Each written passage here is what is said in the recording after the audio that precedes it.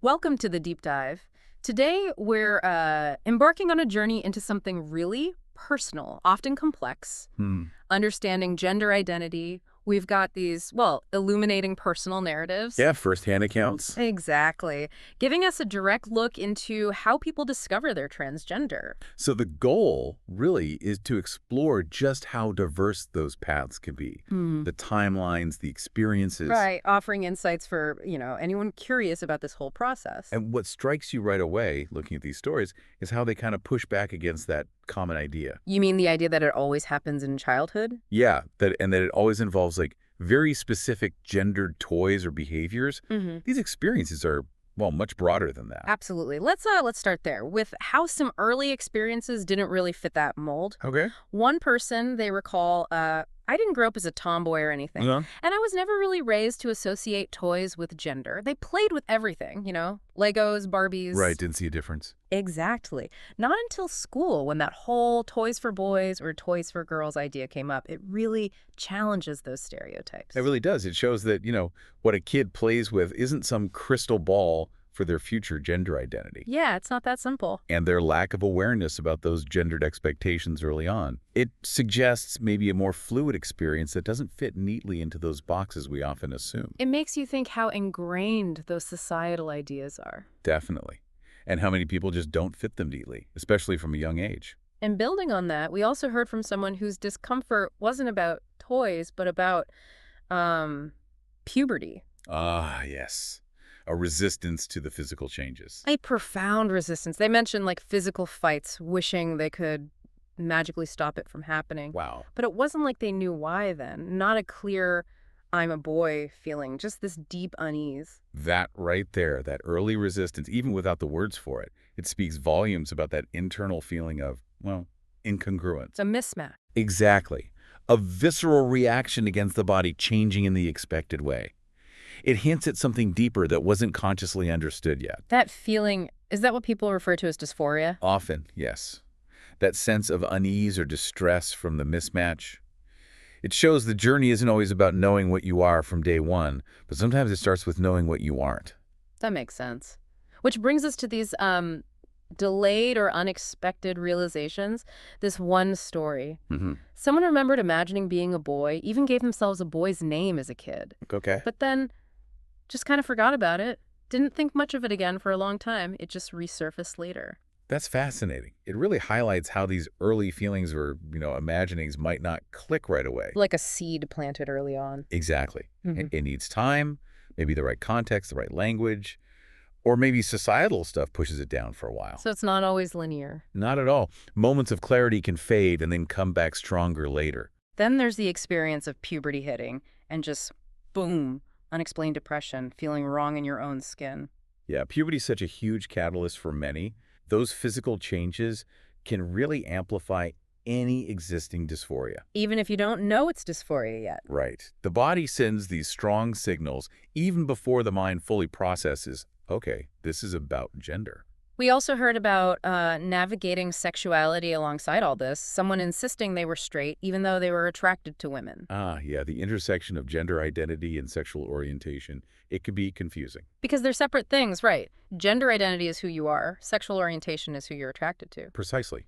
Your internal sense of self, male, female, non-binary, somewhere else that's identity. Who you're drawn to romantically or sexually, that's orientation.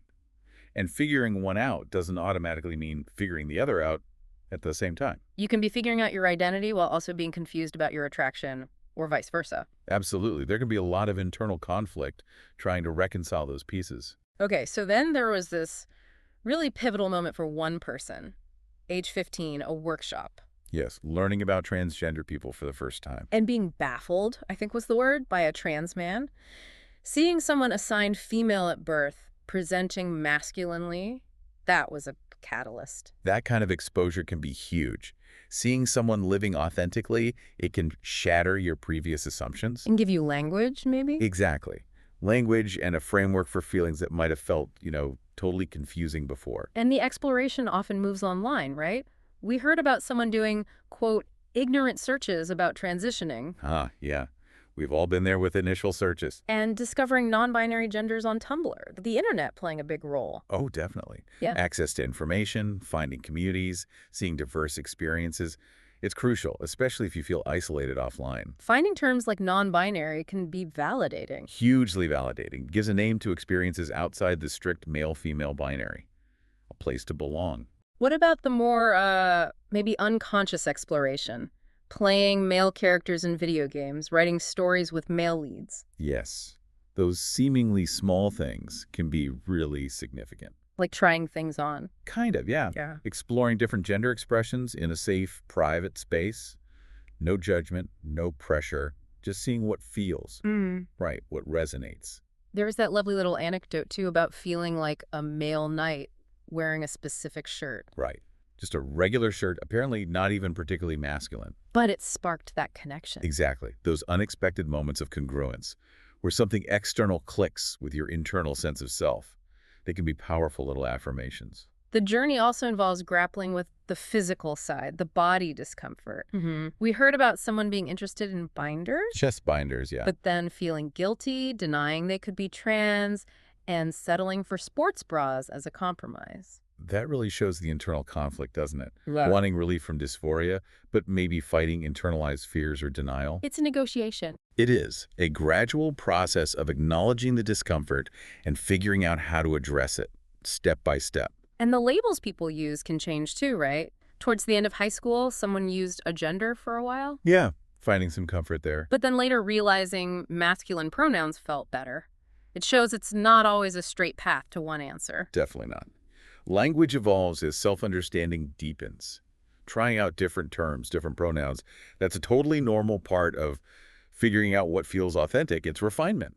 And then that powerful moment for one person, finally trying a binder. And feeling that overwhelming sense of rightness. Yes. Which led to more research and realizing, hey, it's okay that I didn't figure this out sooner. Delayed understanding is valid. That feeling of congruence, when the external finally aligns with the internal, it can be incredibly profound. It just reinforces that there's no single timeline.